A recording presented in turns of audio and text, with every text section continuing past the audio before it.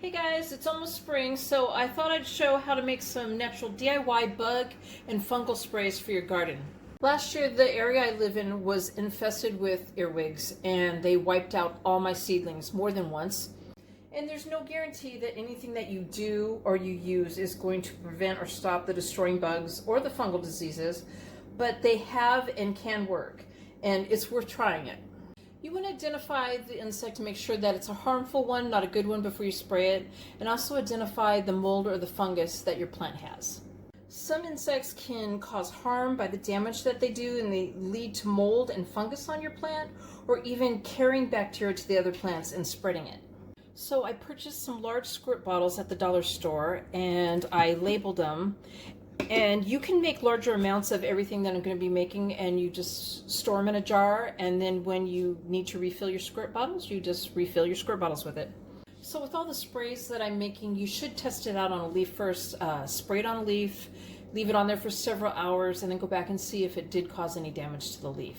And when the temperatures start reaching 80 degrees, it's best to use this early in the morning or later in the evening so the sun doesn't start burning the plants. So the first one we're going to make is a basic soap spray, and in a bowl, and I'm using an older bowl to make these, I have 3 cups of water, and I'm just using sink water, and I'm going to add to that 2 tablespoons of non-detergent soap. Now I'm using the Ivory dish soap that's clear. You could also use Castile soap or Palmolive Ultra Pure plus clear and scented dish soap, or baby shampoo. I don't like to use the baby shampoo just because it seems to leave that fragrance on my vegetables. And this is 1 teaspoon of vegetable oil, and I'm adding this to help the solution stick to the plants. And we're just going to give this a stir and mix it up. And I have a funnel, and I'm just going to start pouring this into the bottle until it's full. I don't think this is going to actually fill up the whole entire bottle, the amount I made. But again, you could make, double the amount and put it in a jar so you have some left over. Before you use it, you're just going to give it a couple shakes, and you're going to spray it on the insects and the undersides of the leaves where they like to hide. And what you want to do is you want to make sure you do not spray the flowers where the pollinators like to go. This spray will cause the insect's ectoskeleton to dry out, and it works on hard-body insects too, but it does not work as well on the hard-body insects. And I like to use it on the aphids.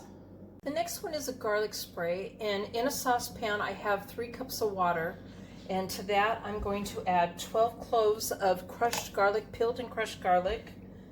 We are going to bring this to a boil, and then we're going to reduce it to a simmer, and we're going to let it simmer for 5 minutes. I should warn you that it'll make your house smell like garlic, and your pan too. Okay, so I've let this cool completely, and with the garlic sitting in it, I'm going to strain the garlic, add 2 tablespoons of the non-detergent dish soap, 1 teaspoon of the vegetable oil, give it a stir, and I am going to funnel this into my squirt bottle. And to use it, you're going to give it a couple shakes, and you're going to spray it on the targeted areas needed and avoiding the flowers. And this is good for caterpillars, mites, aphids, armyworms, cutworms, beetles, slugs, mosquitoes, flies, and it even helps with ants. Now, they say that ants can be beneficial to your garden in that they aerate the soil in your garden, and they also help decompose bugs and organic matter. They'll clean that up, or even decomposed animals, which I hope I don't have that in my garden. But you don't want a colony to form of ants in your garden. And also there's things like fire ants. Fire ants are not good for your garden. They will feed on the roots of your plants, the fruits. So those are not good. And also little seedlings, they'll feed on seedlings of your plants. And also carpenter ants. Carpenter ants are not good in the sense that if you have wood structures in your garden. And usually if there's ants, that's a good sign that you have aphids in your garden. So now we're going to make chili onion spray. And I have 3 cups of water in a saucepan. And to that, I'm going to add half of a chopped onion. You can use white or yellow.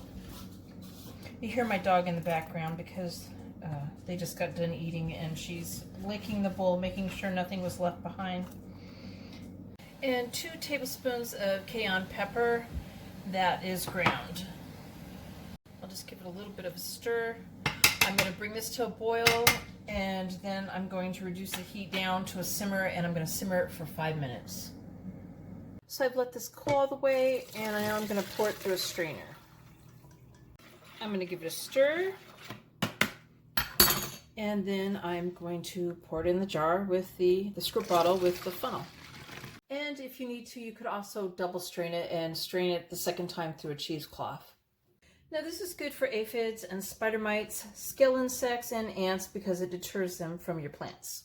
The next we're going to do is a baking soda spray, and so I've taken an empty gallon jug water bottle and I have filled it up with sink water. I have 2 tablespoons of baking soda and I'm placing them on a paper fold. It's going to be folded, and I'm going to fill the water bottle with this. A funnel would work too. My funnel is wet right now, so I'm using this. Put the lid on, and you're just going to shake it up and get it a good mix, and sorry about that, and have it dissolve. And then we're going to funnel it into the squirt bottle.